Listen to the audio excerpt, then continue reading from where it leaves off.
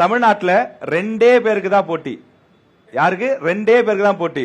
நீங்க நினைக்கிற அந்த 2 பேர்ல நான் சொல்றது வேற.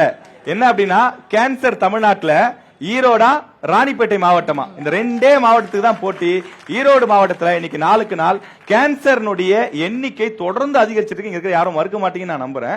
அதை தடுக்க திமுக அதிமுக என்ன செய்யும்? ஒரு நிமிஷத்துல பதில் சொல்லுங்க 2 பேரும். ஈரோட்டுல கேன்சர் அப்படின்றத நம்ம ஒத்துதான் ஆகணும், அதெல்லாம் மறுக்கல. என்னன்னு கேட்டீங்கன்னா, அதற்கான மருத்துவ கட்டமைப்புகளை இன்றைக்கு வலுப்படுத்தி இருக்கிறோம். ஈரோட்டில் பாருங்க, நீங்க நான் ஒவ்வொன்றுக்கும் நான் பாருங்கன்னு சொல்ல முடியாது. ஈரோடு அரசு மருத்துவமனையில் அதற்கான எல்லா கட்டமைப்புகளும் உருவாக்கி கேன்சர் பேஷண்ட்டை நம்ம கியூர் பண்றதுக்கான எல்லா கட்டமைப்பும் இன்னைக்கு ஈரோடு அரசு தலைமை மருத்துவமனையில் உருவாக்கி இருக்கோம். அதே போல கேன்சர் வருவதை தடுப்பதற்கான சூழ்நிலையை நான் எங்க திமுக ஆட்சி செஞ்சது, அண்ணா திமுக ஆட்சி செஞ்சதெல்லாம் இல்ல.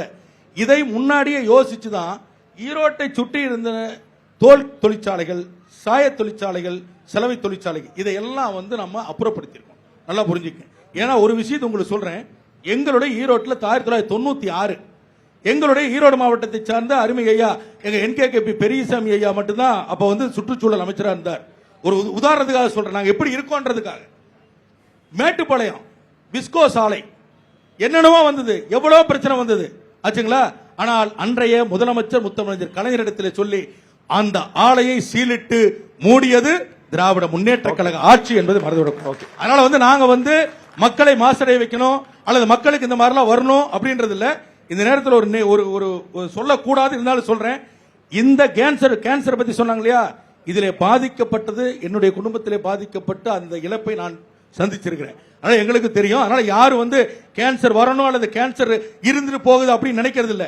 அதற்கான எல்லா முயற்சிகளும் தொடர்ந்து வருகின்ற எல்லா அரசும் எடுத்துக்கிட்டு இருக்கு. திமுக மட்டும் வக்காலத்து வாங்கி எல்லா அரசும் சேர்ந்து பண்ணிட்டு இருக்கோம். அதனால இது உள்ள இருக்கிறவங்களுக்கு தான் சார் தெரியும். அதிகாரத்தில் வருகின்ற பொழுதுதான் அதுக்கான என்னென்ன வேலை பண்றாங்க. இன்னைக்கு கூட எங்களுடைய முதலமைச்சர் அவர்கள் பெண்களுடைய கர்ப்பப்பை வாய் புற்றுநோய்க்காக இன்னைக்கு தடுப்பூசி கொடுத்துட்டு இருக்கோம். அதனால இது மாதிரி வாய் பிடிச்சதோ மாங்காய் பிடிச்சதோ பேசக்கூடாது. வேண்டாம், தப்பா எடுக்கணும்.